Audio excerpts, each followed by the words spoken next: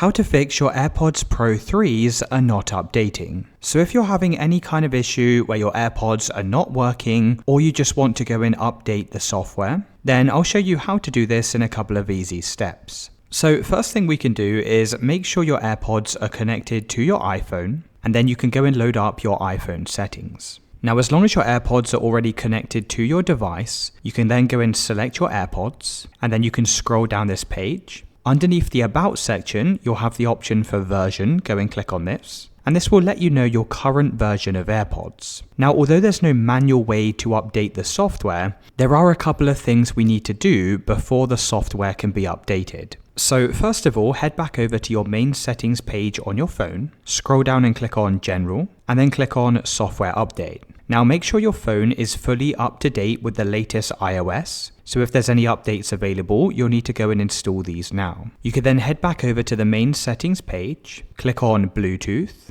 and then you'll need to find your AirPods from the list of devices, click on the information button next to them, scroll down to the very bottom of the page and press Forget this device. You can then go and click Forget Device, and once they've been forgotten, we can then reconnect them to the iPhone. So place both of your AirPods into the charging case like this. You can then close the lid of the AirPods and wait 30 seconds. After 30 seconds, open the lid on your AirPods, and then you'll need to double or triple tap the front of the case, and you should see an amber light turn into a flashing white light.